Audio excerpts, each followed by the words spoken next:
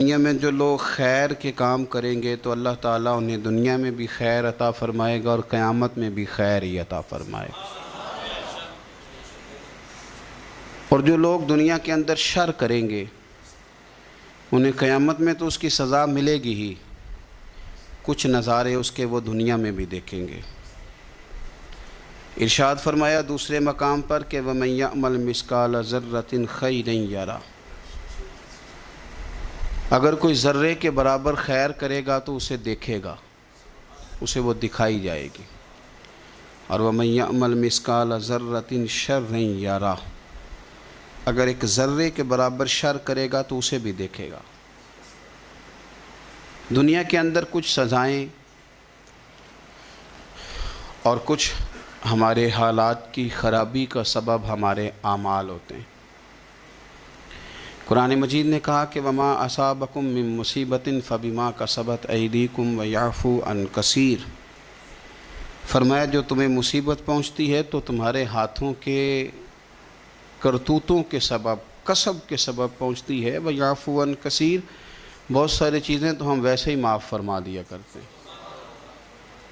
زندگی دنیا میں رہتے ہوئے بھی انسان کو کچھ سبق دیتی ہے۔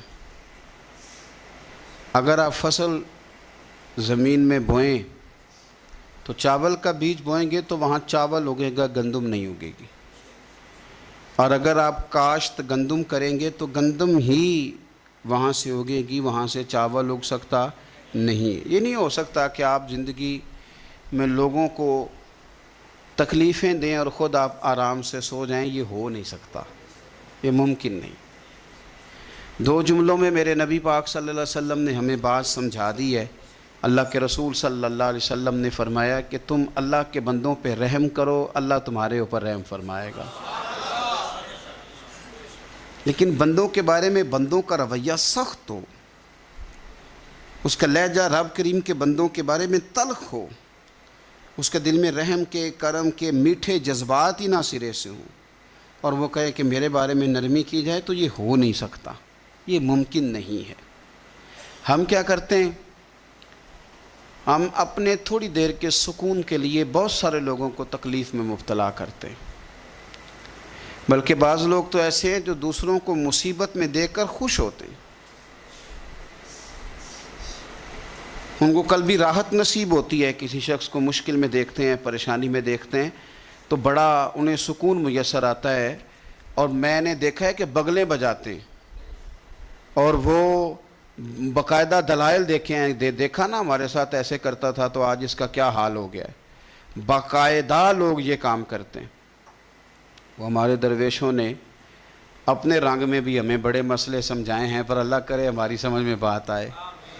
اللہ کے بندوں نے نا سادی کر کے باتیں، سادی کر کے اور نرم کر کے اور ہمارے مزاج اور طبیعت کے مطابق ہمارے ذہنوں میں اتارنے کی کوشش کی ہے۔ اگر ہماری سمجھ میں آئے، دیکھیں نا درویش کیا کہتے ہیں دشمن مرے تو خوشی نہ کریے۔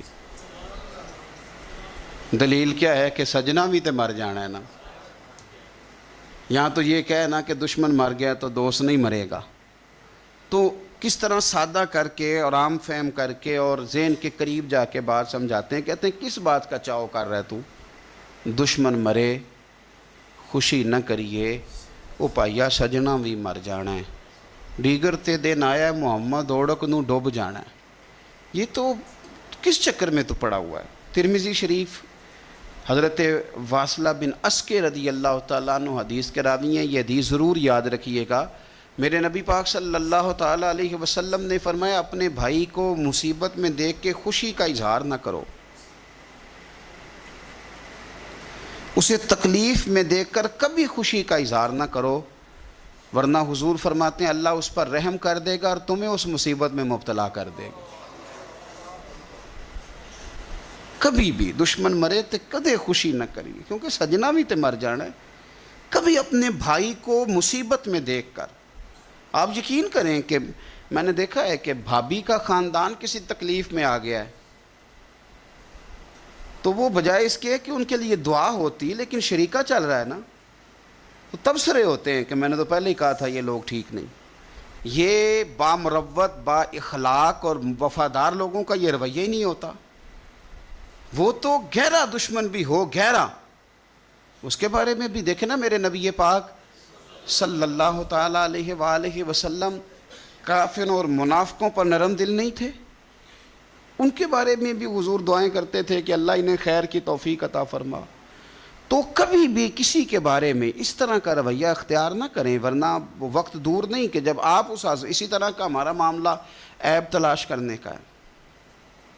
میں کس طرح کھول کے آپ کو یہ بات عرض کروں کہ لوگوں کا دل کرتا ہے کہ ہمیں خوبیاں نہیں کمیوں کا بھی پتہ چلے۔ ٹٹولتے ہیں کہ تو وہاں نہیں جاتا،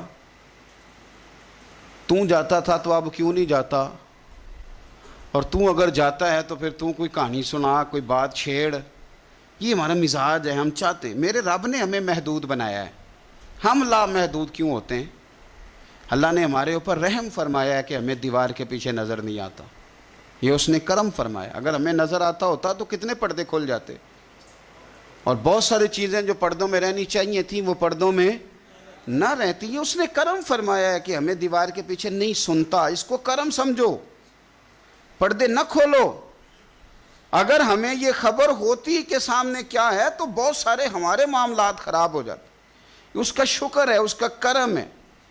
یہی بہتر ہے کہ پردوں میں وہ پردہ پوش رہے، اور وہ اگر پردے اٹھا دے تو کسے ہوش رہے۔